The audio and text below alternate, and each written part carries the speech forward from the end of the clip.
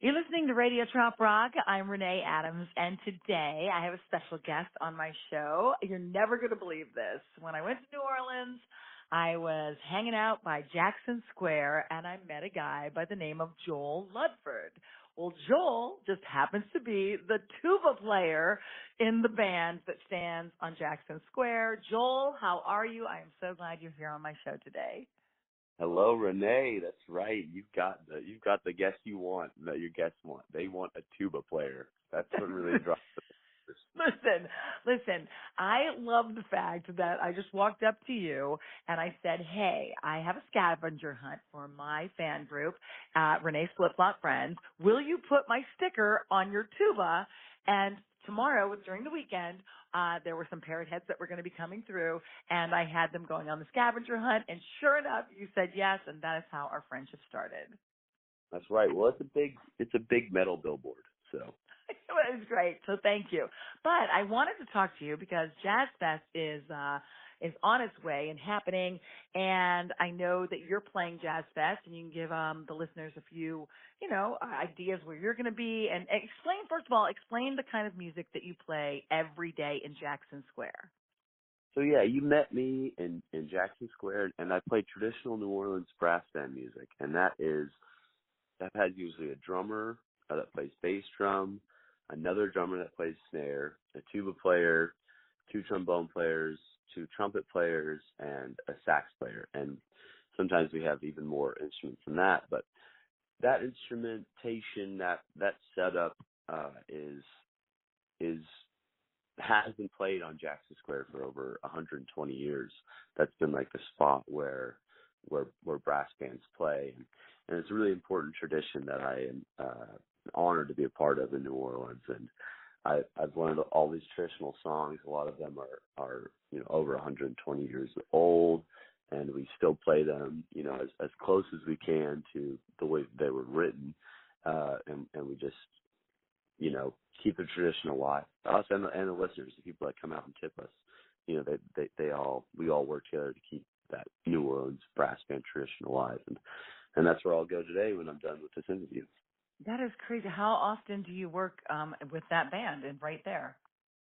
So I tour a lot with my band Handmade Moments. I also tour with my wife has a project called Anna Moss and the Nightshades that I play bass in, and then I play also in another Mardi Gras Indian band that tours the world called the 79ers Gang. So when I'm not on tour with those three groups, I try to be up there in the square almost every day. That's so it's crazy. it's fun. It's very much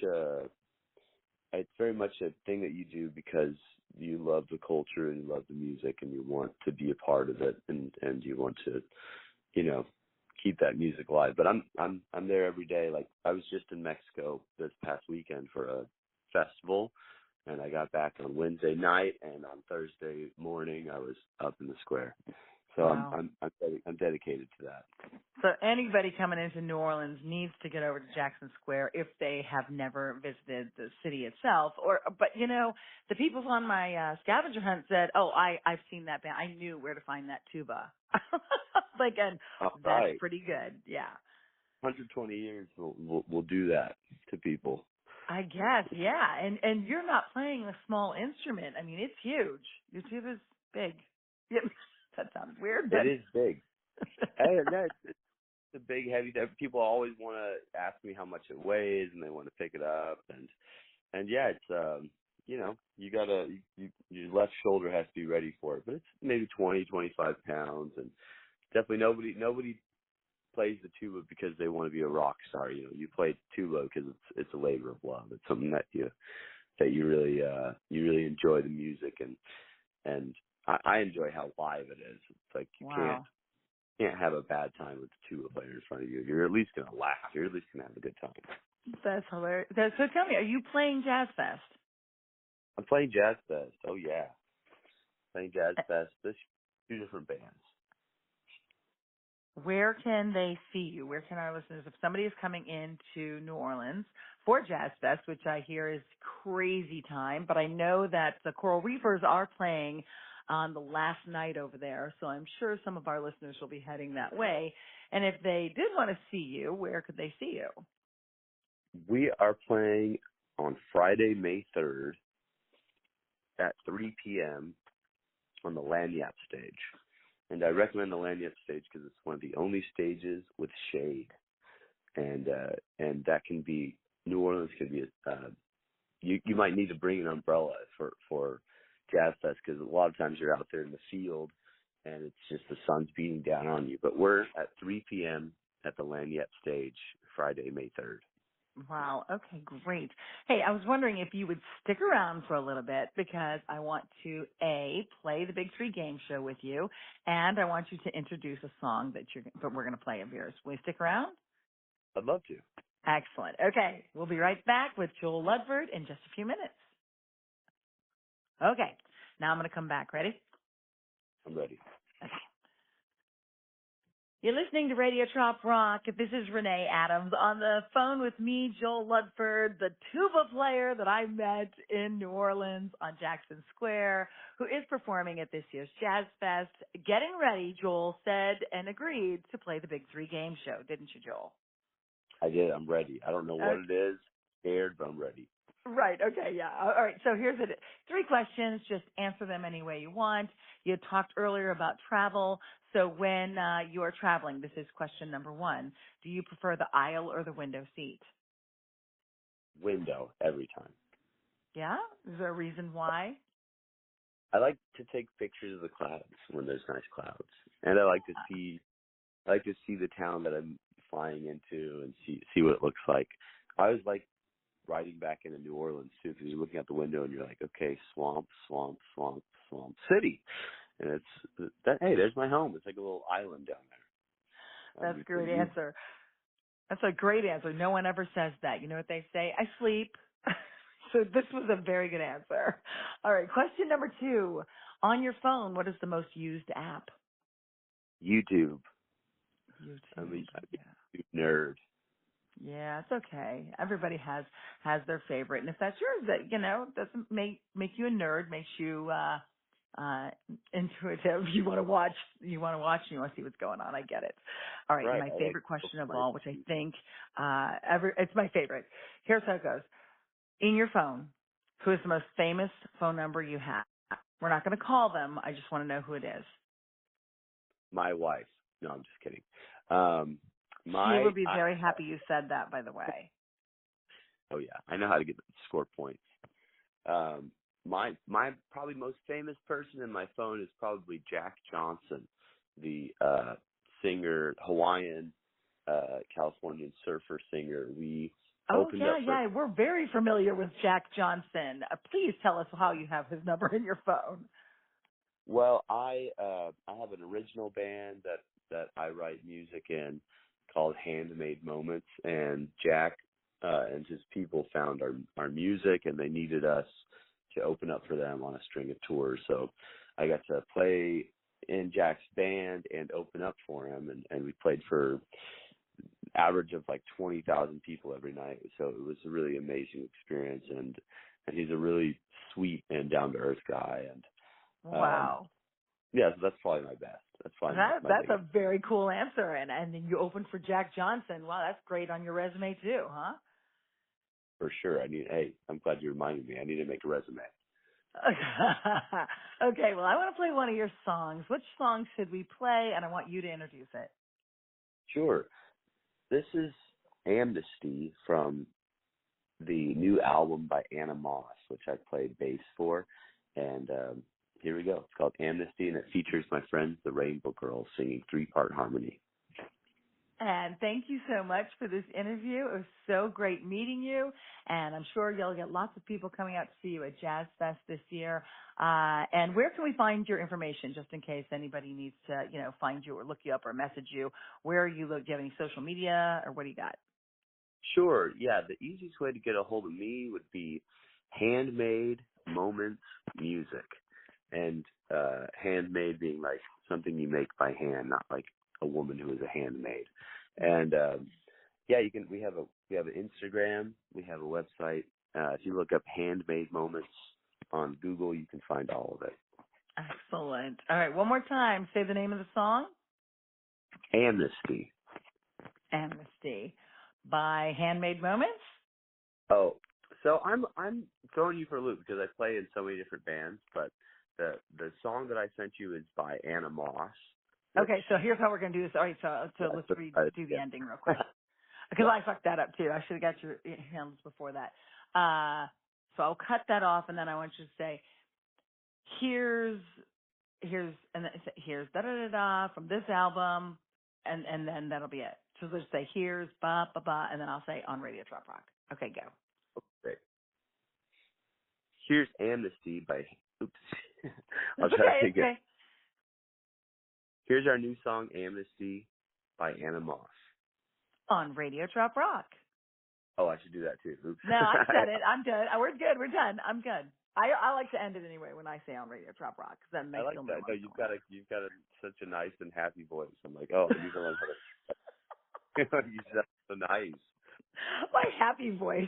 Yeah, that's it. Always like, oh my God, you have so much energy. I'm like, I know. Yeah. Yeah. I know. All right, cool. Well, okay, so I will send. What do I have your? I want you to text me your email address. I'll put Sure. together. Is there any specific picture you care I put up there of you, or just whatever's on your socials? I usually just pull a picture and I make a little post about it. Say, hey, listen to my show tomorrow or this morning, blah blah blah, and then I promote it Yeah. and then I'll send it to you. Whatever. Yeah. If you want to use, something you find online, let me see if I can find a cute picture of myself playing tuba. But I don't know if cute and tuba go in the same. It was. Yeah, I'll find There's something. yeah. Yeah, there's a lot to choose from on the. I'll share with you my Instagram too. That Yeah, way you don't have to even search for it. It'll just be easy to find. cool. And cool. Well, thanks for having me. That was fun. No problem. Hey, also, if you ever are going international, I know you said you do some stuff over there as well. Every once in a while my house is open. It just depends. I always Okay. say, hey, musicians, if you ever want to go, I won't charge you anything. It's cute. It's 8 minutes from Broadway, 2 bedrooms, 1 bathroom, full-size kitchen, washer, dryer, backyard, fenced in, fire pit, barbecue grill. Like, I used to have to go to Nashville every year or every month for 1 week for a year. That's how my bitchy boss gave me the morning show. She's like, we have to do this, but it was on my own dime. Like literally, Wow. she knew I'd bought the house. My parents had passed away, and she was like, "Well, I'll give you the mornings because I was at nights, but this is what you have to do." And so I Wow. did it for a year, and I lost money. I Jeez. lost money. Yeah, that's how it started. That's why I don't work for SiriusXM. And they didn't see anything like once I finally did my exit interview and I said, this has went down the first year. And they went, oh, we just thought you were coming to town. You just thought I was coming to town? For what reason? Yeah. Just because I wanna spend that money. It's fun. Yeah, it's for every month I need to visit Nashville. I'm like, I couldn't rent my house out. I couldn't do anything because you had to be in it for a week. Right. It was ridiculous. It was ridiculous. So I used to be a big deal, and so maybe it'll hit again. But right now, these last 6 months, just kind of doing different things on this show and creating, different kind of energy. So it's kind of cool.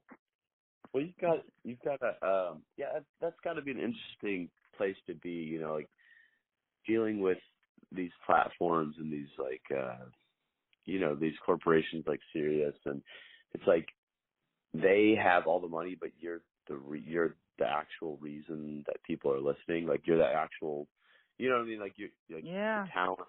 It's like it reminds me of kind of my relationship with Instagram and Facebook and all that. Like we work hard to get all these followers, and Mhm. we have a great amount of followers, and then they just throttle you, and you show posts, and you might have 70,000 followers on your Facebook, but it's going to show it to 200. And you're like, wait, why did I give you guys all those videos and all this content? It's crazy. I spent a year just gathering for Renee's flip flop friends. I spent a year, and I'm not even at 6,000 yet. And my guys at Disney are like, because I'm still at Disney too, and they're like, if you get to 6,000, we can start doing some merchandise stuff and some other stuff. And I'm just like, I don't even know. I don't even know if that's a thing because I think I'm tapped out of Parrot Heads. I need to get some country music people. I need to get some other people. I don't know. I think Right. they're all a part of my fan club already. I think that's it. Now I'm done.